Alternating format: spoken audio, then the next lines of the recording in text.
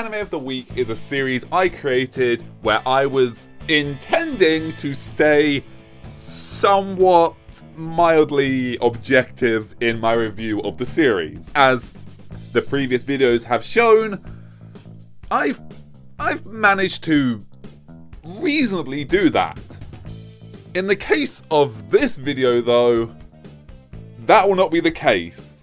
As you can probably tell from the runtime of the video, this video is a much longer one, and the reason for that is Oni Thunder God's Tale is a series that I really should have put on my top 10 anime lists of all time actually, because man, this series touches me on a soul level. Oni Thunder God's Tale is a series you should watch if... Look man, I'll just be honest, it's just a series you should watch, full stop. It is, if you like anime, you will enjoy Oni Thunder God's Tale. That's it. Regardless of what anime you watch, you will enjoy this series. Because it is a series that I genuinely consider something as art. I've said this about a few animes that I've watched, such as Blue Period or Beastars. But Oni, as well as Blue Period and Beastars, genuinely falls into what I would consider animation art, or just art as a whole. This series is amazing. Oni Thunder God's Tale is a series you should watch if you like series like Gay, Soul, Kubo and the Two Strings, Spirited Away, Blue Period, or have played the game Ghostwire Tokyo. However, even relating the series to games and animes like that doesn't feel quite right. It's somewhat similar, like saying, what's the similarity between a fire truck and an apple? They're both red. There's a massive difference between them apart from that, but if we said, hey, these two things are the same thing because they're red, that's kind of like relating Oni Thunder God's Tale to another anime. This is going to be a weird episode. And this isn't to put down the other animes either. Like Gay, Blue Period, Spirited Away, these are amazing series. Ghostwire Tokyo is a beautiful game. It's one of the most beautiful games I have ever played in my life. But it's just... Oni Thunder God's Tale is on a different level to that in a sense. And it's very hard to explain. Oni Thunder God's Tale is a story that touched me on a spiritual level. No pun intended. No, but seriously, this is one of the series, like Blue Period, like Beastars, that manages to get into what one would consider a soul and touch it. And if me saying that is enough to make you want to watch this series, if you haven't already, I cannot recommend enough the channel Gaijin Goombah, who is the reason I know almost all of my Japanese mythology yokai lore that I do. I stumbled upon Thunder God before he mentioned it, but he didn't make it. Here's a video on it. Go watch Gaijin, basically. Go watch Gaijin Goombah. He is amazing. He does a lot better videos than me on these subjects. He has the knowledge to back it up. I just talk anecdotally. He has the books, history, and experience to talk about this stuff. But damn, if you like yokais and you like Oni and the Thunder God's Tale, Gaijin Goombah is a channel you will love. I even think that his videos and the knowledge I have gained from them are the reason Thunder God's Tale made me break down in tears. Yeah, it's that kind of a series. But before we go any further, I know this is going to be a long video, I know this is a long intro, but seriously, there is a lot of stuff to be said. If you have any interest in this series and have not watched it yet, and this is enough to pique your interest, if you like yokai, if you like Japanese mythology, if you like beautiful animation, please go and check this series out. I'm going to be spoiling massive sections of the series in this review, this discussion, this whatever this is, and it is seriously a series worth experiencing firsthand and blind. And if you don't understand all that happens in the series, that's fine. But if you do understand it, seriously, this will touch you on a soul level. I clamped my microphone way too hard. You can actually see like the imprints on my hand.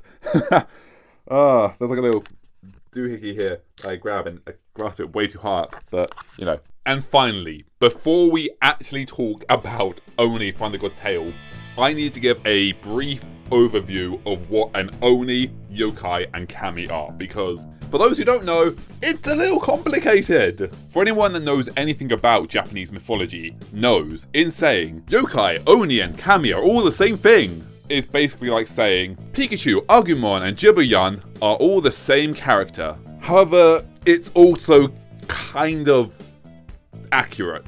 Oni and Kami both fall under the category of Yokai, which literally just translates to, in basic terms, supernatural being or that of the not natural world. So if I were to talk about both Oni and Kami, I could say I am talking about Yokai.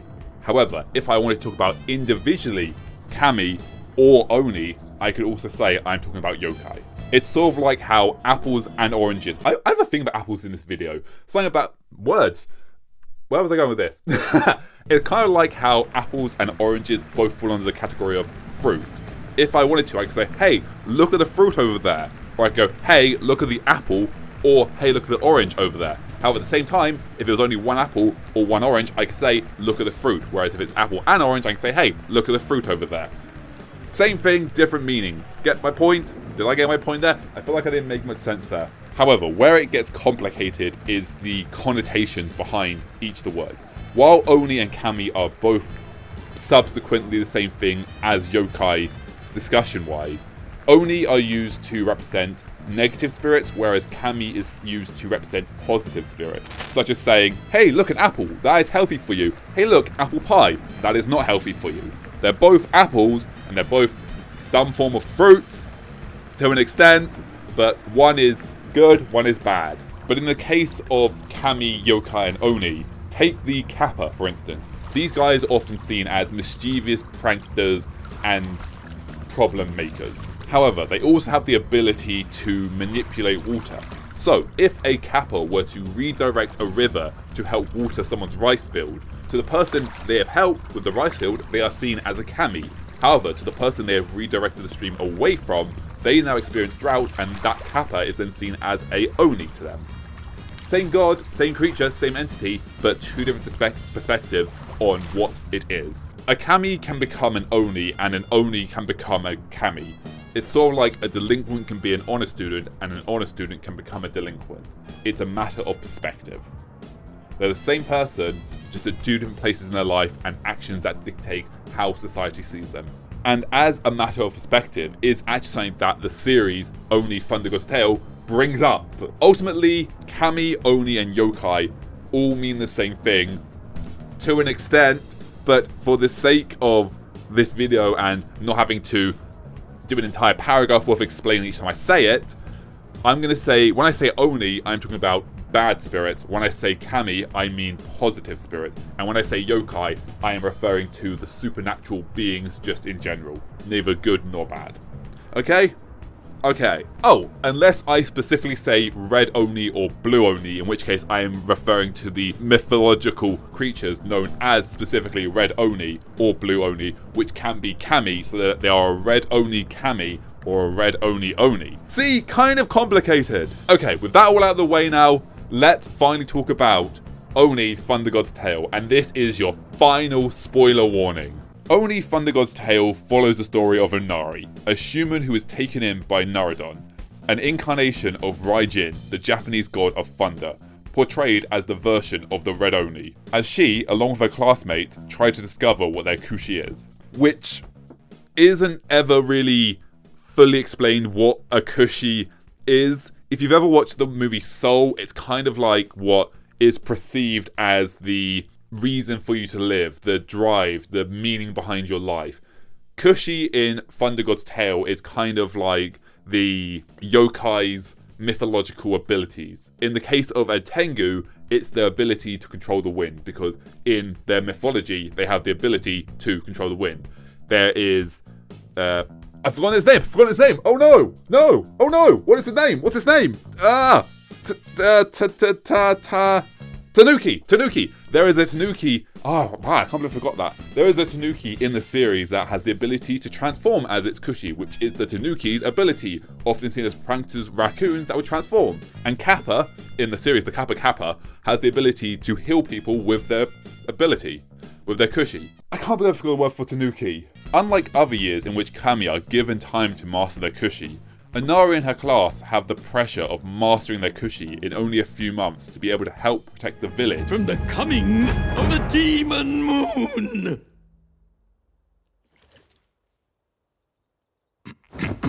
A moon which amplifies the Oni's power and allows them to cross into the kami world and attack them. Like I said, it's a bit complicated. You're still with me? Oni, kami. Oni are the bad guys in the series, while kami are the good guys. Kind of. Just keep watching, I'll explain. It gets complicated. While other students are starting to manifest their kushi, Inari is unable to do so. In order to try and find her kushi, Inari crosses the bridge at the edge of the village on which the other side is said to live the Oni.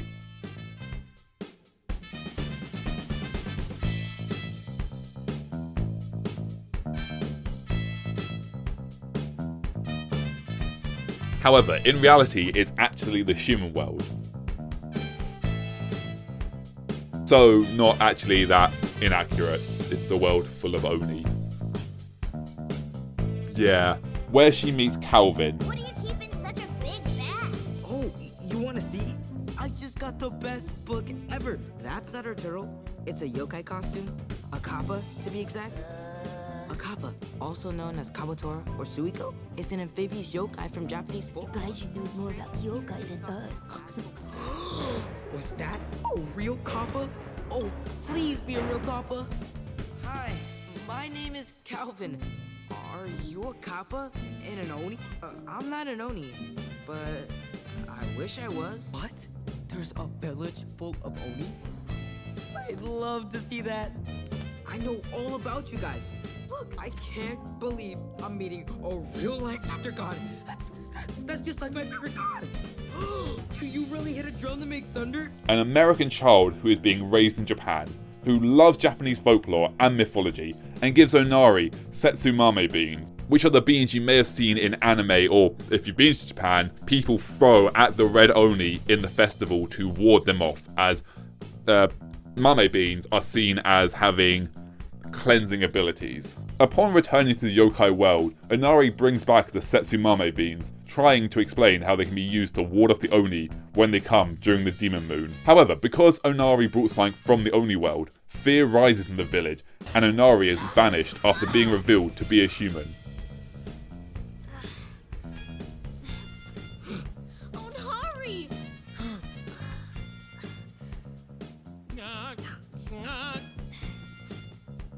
I'm fine. Onari, your horns. Or to them, an Oni. Scared of an Oni attack during the demon moon, Bitaru, Narudon's brother and an incarnation of Fujin, the god of wind, rallies the kami in the village together to rise up and attack the Oni before the demon moon, and before they have a chance to attack them. Tonight, before they attack us, we attack them! Kill the Oni! Kill the Oni! Kill the Oni! Kill the Oni! Kill the Oni! Kill the Oni! Kill the Oni! Kill the Oni! Kill the Oni! After being banished, Inari returns to the human world, where she meets back up with Calvin, and he talks about what it means to be a Gaijin. Now, I probably should have explained what this word actually means early on. Gaijin is a Japanese word that basically means foreigner or outsider. But the way it's used in Japanese language is as a derogatory term. It's not just outsider, it's outsider. It's a very divisive word that is often used to demean people, where if you are called a gaijin by someone, you are called it because it is an insult. They are an outsider. They're not one of us. It's kind of not the right analogy to relate it to such a subject, but Japanese people calling foreigners gaijin is kind of the same as... Do I actually want to make this... It's on the same ideology level of back in the 50s how white people would refer to blacks. it's not great.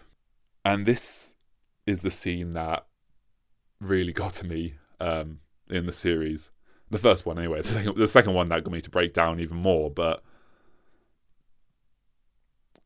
this isn't something I expected a series like this to talk about. I thought this was going to be a fun little, let's look at the fun little yokais, hooray, kind of series.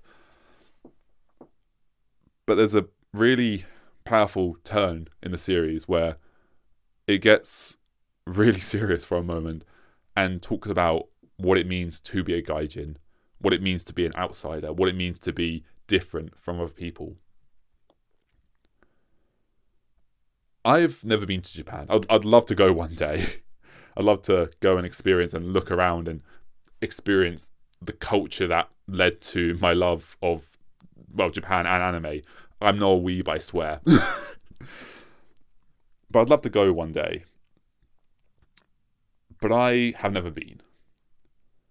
I have never been to Japan, and by that argument, it is possible that I could be seen as not a gaijin. However, Gaijin isn't a specifically Japanese specific word. It is a Japanese word, but it, as a whole, has a larger meaning of outsider or different, or those who are different to people. As Calvin goes on to explain later on in his speech about being a Gaijin, the idea of Oni originated from the idea of just people who were different, maybe the sick, maybe different coloured skin, maybe different races, maybe those with disabilities. They were seen as Oni in the olden days of Japanese world because people were scared of things they didn't understand. I love anime, if that much isn't obvious. I've got a goddamn anime tattoo. I've got a channel where I talk about anime, overthinking it. I've got so much anime stuff. I've got bookshelves full of manga. I've watched literally hundreds of animes. I know probably more about Japanese mythology than I know about my national historical something. I can't think of the word. Knowledge. I'm not a weeb, I swear. I just have a deep love for this. I'm very proud of my heritage, but I also love the construct of Japanese mythology. I've always loved this. I remember reading Case Closed when I was in middle school. I remember watching the Digimon movie when I was in first school. I remember always being infatuated with this amazing culture of different kind of world that is so different to what we have here in the UK.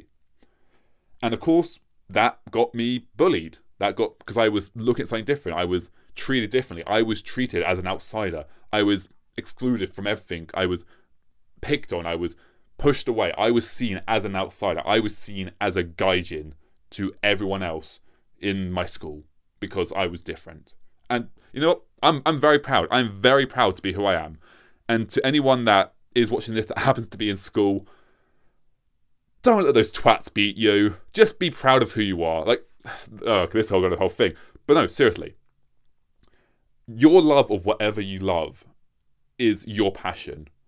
And the reason they will try and tear you down and try and bully you and try and stop you from doing that is because you have the passion and you have the drive and you have the resolve and fire within you to be proud enough to vocalize the fact that, yes, I am proud of this thing. I love this thing. I am showing this thing that I am excited and passionate about. Whereas those who bully you, they have stuff they are so passionate about, but they will never show because they are scared of being judged. They are scared that the second they don't act like everyone else, the second they don't fit into the perfect society mold, the second that they try and be who they really want to be, that may not fit and conform to society's understanding of who they are, they will be bullied.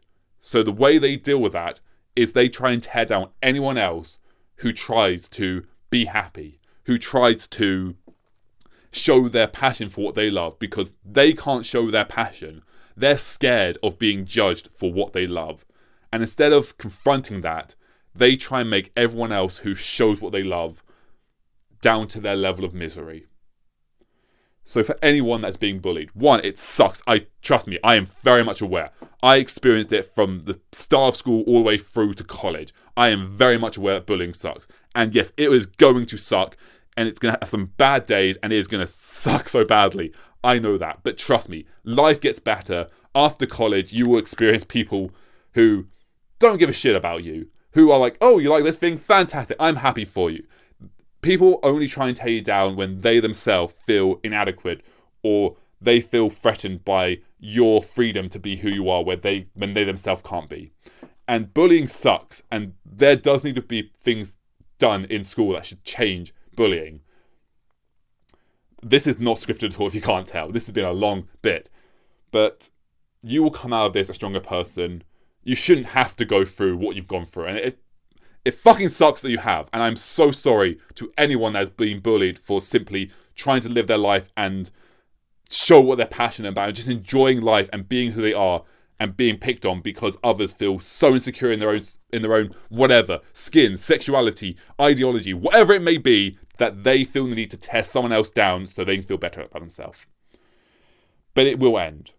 You will get out of school, you will get a job, you will live your life, and you will live an amazing life. I am so happy with where I'm in life right now. I hated my years in school. I was ridiculously bullied every single day. But I have become a stronger person for that. And now, look at me. I am making videos with the entire fucking world sharing my passion of anime. And there are like-minded people who experience like this. But even so, I was seen as a gaijin. I am a gaijin. I am an outside person. I do not conform to a lot of society's understanding. I am autistic, and I am proud as hell to be that. But I see the world in a way that others won't. I am an outsider. I am a gaijin. And the way Calvin talks about this in the series, talking about being a foreigner who is raised in Japan, and talking about how he is so passionate about yokais, Japanese folklore, mythology, and all the cultural habits of Japan, only to be mocked and laughed at and teased by people because he showed an interest in their culture.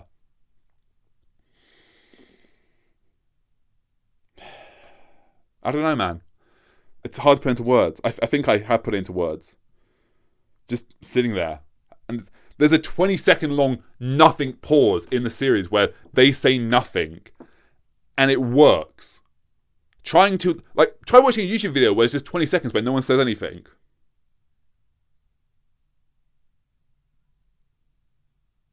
That was 5 seconds.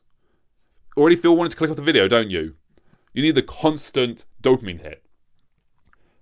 But this scene, spoken by Calvin, animated by the amazing studio that did make it, there's a 20-second thing that just, it feels like it goes on forever, but it's only 20 seconds, but that 20 seconds where you just kind of sit there watching it, this is where it touched my soul.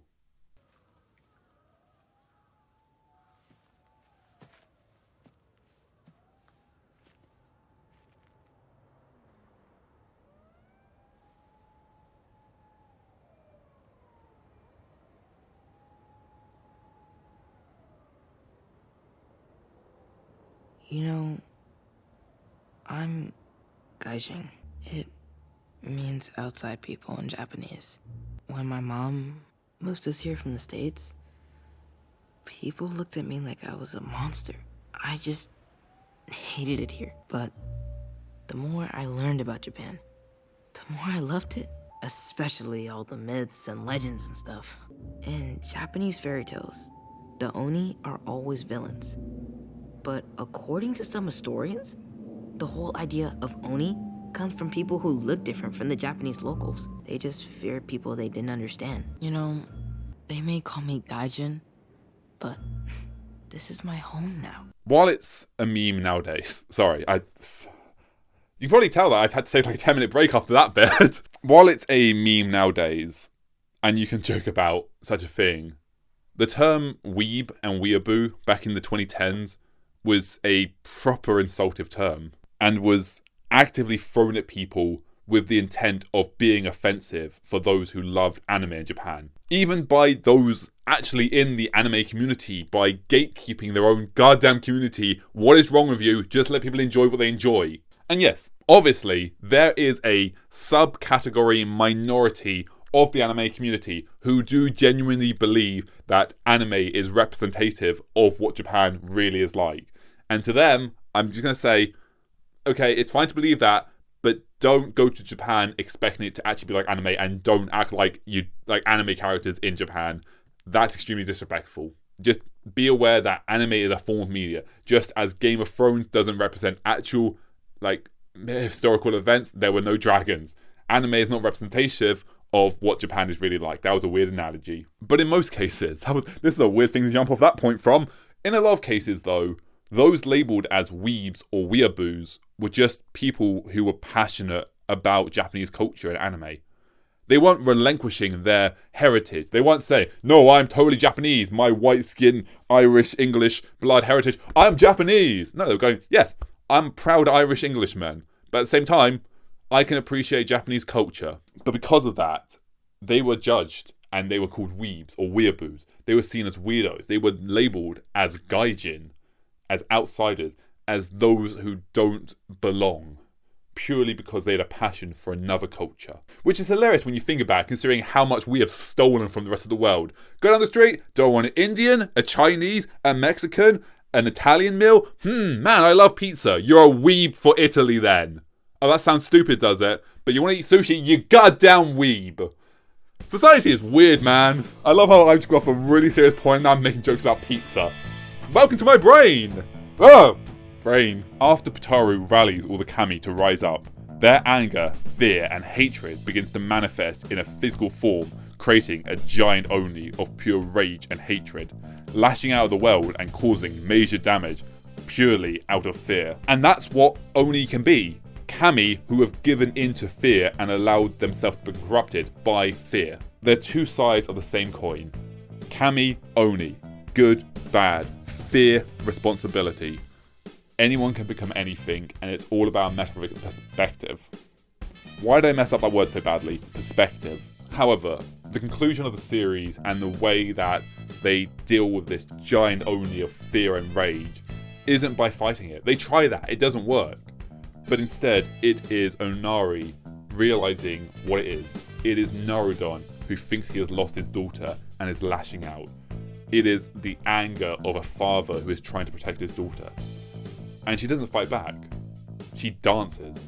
She acts as she actually would. She shows the passion and love towards the man, Oni, creature. The creature that has raised her. And in this moment, even in the school, Onari is treated differently and bullied because she looks different. Because she is a human in the kami world who didn't know she was a human. Just like the students didn't know she was a human.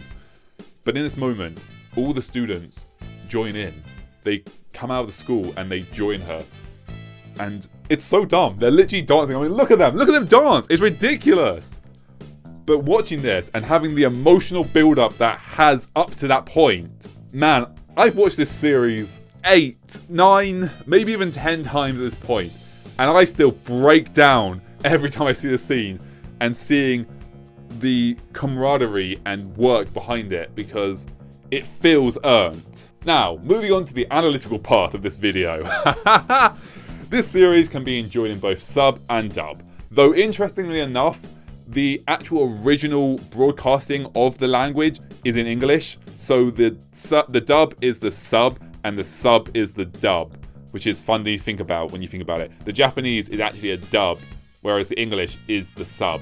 Interesting, isn't it? Oni Thunder God's Tale is a self-contained one-season story made up of 4 episodes, collectively making up about a 2-hour runtime, which wraps itself up in a nice tidy bow by the end of the series. While I would love a follow-up season or additional episodes to this series, I don't think it would work. And the only reason I can see them actually making it would be to try and profit or monetize it, which I don't think this was for. This was a passion project that someone made with deep love. It is stop motion animation. They took the time to make it. They got some amazing voice actors. Plus, unfortunately, the classroom teacher, Tengu, is voiced by George Takei, who sadly is no longer with us. And if you dare try and AI generate his voice, you're going to lose all my respect, man. Do not start making a second season with his AI voice. Don't do it. This first season is a love letter to yokais in Japanese mythology. Don't try and corrupt it. Don't turn it into an Oni. Let it be a kami. The only drawback to a series like this is, as I said, it is only 4 episodes long, and man, I would love more. But at the same time, the 4 episodes that we did get is more than enough, and the story we get is amazing. even though every character in the series is god tier amazing, god tier, spirits, ghosts, spirits, yeah, funny, that was not intentional, even though every character in the series is god tier amazing, and there are so many characters I want to give best character award to, and I really, really want to give it to Kappa because... Hey, Kappa. Whoa, watch my dish. It's good to see you too, Onari. Ah, Mr. Naradon, good morning. How are you?